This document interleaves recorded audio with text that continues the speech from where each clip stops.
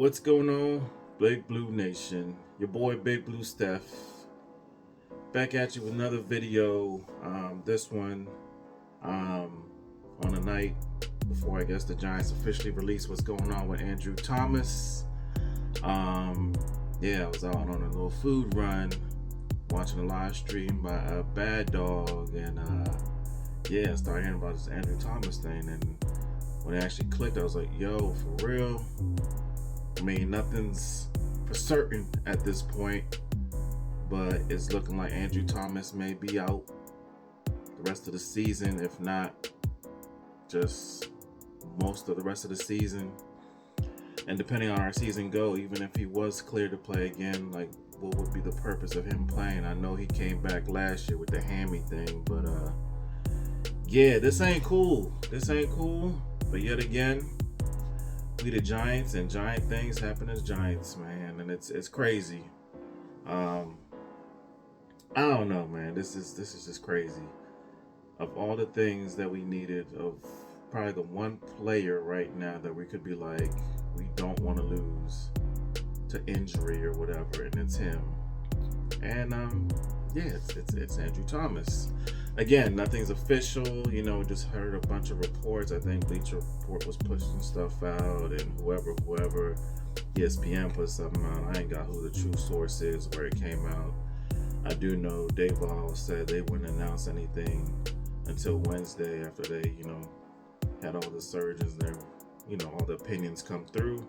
But at the end of the day, it doesn't look like Andrew Thomas is going to be around for a while, which just shakes up this O-line. It's like, what do? Are we moving Illuminar to the left and letting Evan Neal come over to the right and let him get on the field? Do you want to keep that right side of the line intact and just throw Evan Neal on the left side?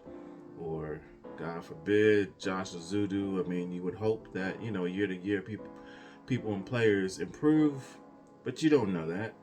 You would hope so, but I mean, he didn't look good in the preseason anyway, but who knows, maybe just throw another tight end, or, you just, hey, they can scheme something to help Ezeudu out if they end up putting him at the left side. Regardless, who does it affect most? Of course, and Daniel Jones. Overall, he's looked fairly comfortable. He's had his times when he's had to, kind of navigate the pocket a little bit more than he would want. But without his true security blanket, and you already know, was it at least twice last year, Ezeudu got him killed. The neck injury, and I don't know if that ACL that was all coming off that side. I don't know if Ezeudu couldn't keep up with Max Crosby, but yeah, it can't be good for Daniel Jones. This coming after he has probably his second worst game of the season. The Minnesota game, we can understand. This game against Cincy, we just really don't understand. But then again, this is Daniel Jones. This is who he is. I know I'm just like transitioning from Andrew Thomas to Daniel Jones, but hey, logically, Daniel Jones is the main one who's going to be affected by this. So what do we do now, Giants fan? As a Giants fan, I always want us to win regardless. Super Bowl or bust every season. No matter what our roster looks like, who's our head coach, whatever. I didn't care this year if we had like the 2000 Ravens defense, if we had Daniel Jones like a Trent Dilfer, just hand the ball off and make a couple plays. You were hoping the best with Malik, and hopefully Jalen Hyatt could be something better than what he's shown. Slayton could be that true number 2, have a decent running game. The offensive line looked decent, and Andrew Thomas coming out with his injury, things just look like it's falling apart once again before Halloween. And it's always like that right there. It's like the Halloween tells us everything we need to know. We got 4 more games before the bye week. Philly, this is fuck Philly week. We got, who's after Philly? I think we got the Steelers on Monday night after that. Then our rematch with the Commanders. And then we go to Germany to play the Panthers. 4 more games before the bye week. Can the Giants survive that stretch? Can they get some wins? Is this Andrew Thomas loss going to be bigger than what we expect? Not as bad as what we expect? Can we survive? Can Daniel Jones be, decent? Can he get back to just playing at a consistent level? Maybe 2 touchdowns, no interceptions, or at least not just putting us in harm's way.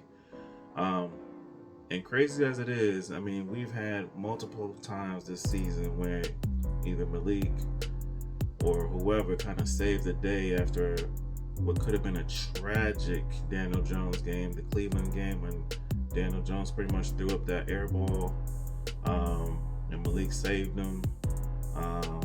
He did it against Minnesota, I believe. He's done it a couple times, whether it was a penalty, whether it was whatever.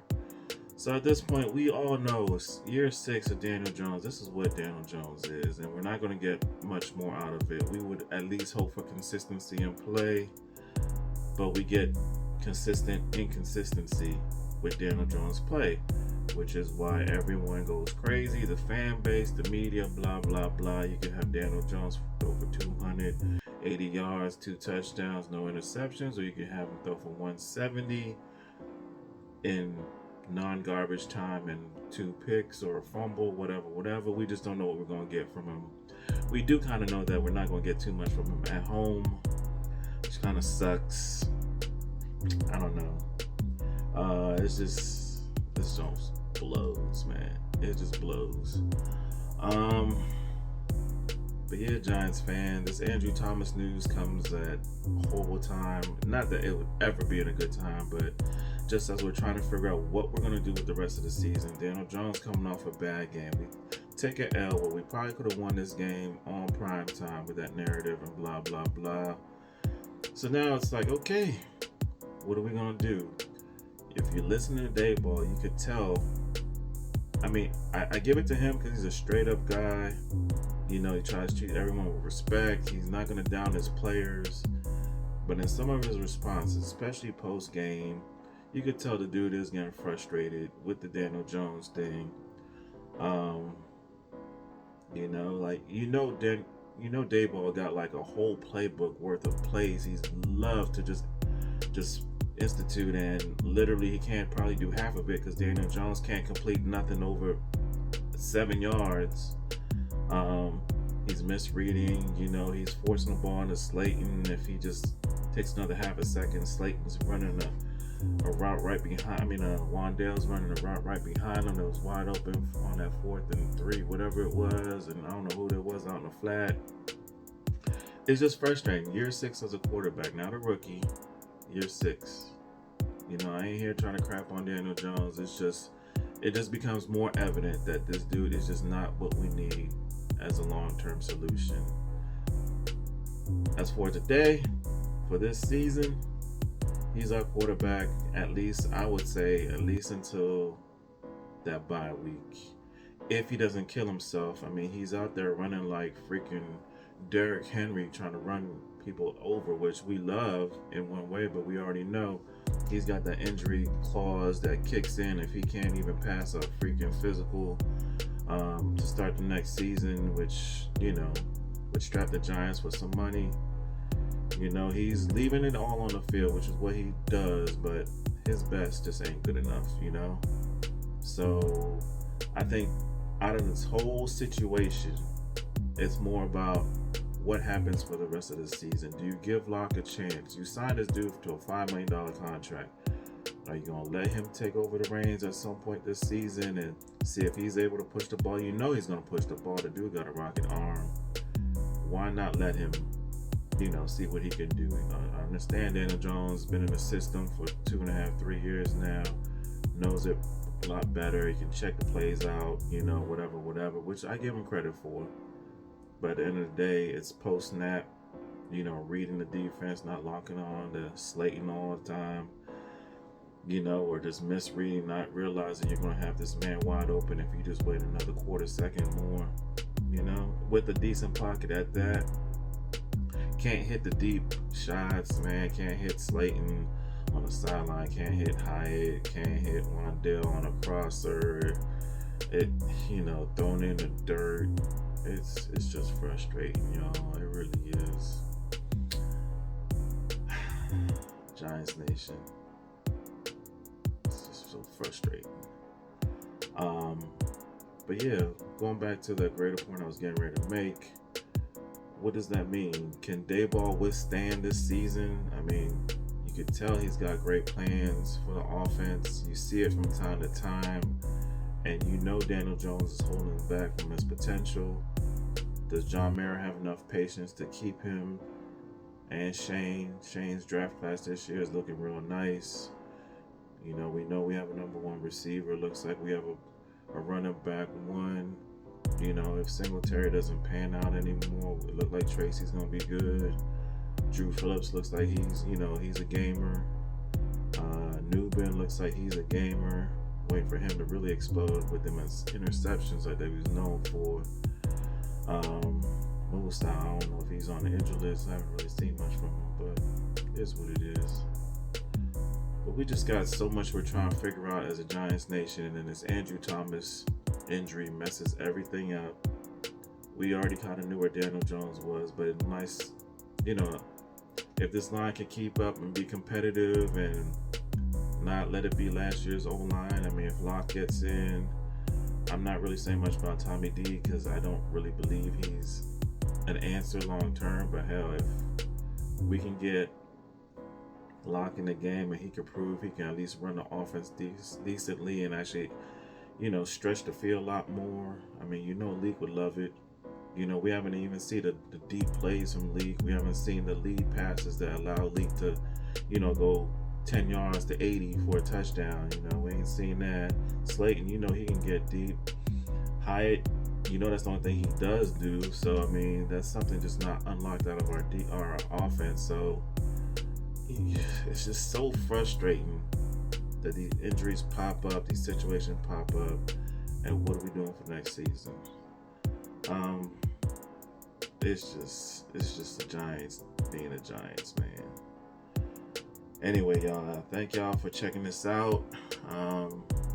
Hopefully the news ain't as bad as we think it's gonna be, but good chance it is. Still riding with our boys, man. Still riding with Giants all day, every day. I literally was at my little man's school today, and one of his buddies talking about the Giants suck. I was like, I know. I love them to death, so what am I supposed to do? Just because we suck don't mean I ain't gonna stop rooting for them. It just makes it harder to root out in the open, I guess. But I rock this joint every day, one other color. Anyway, y'all, it's Big Blue Steph. Go ahead and like, subscribe, share this out if you want.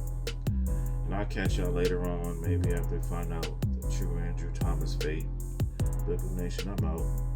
Peace.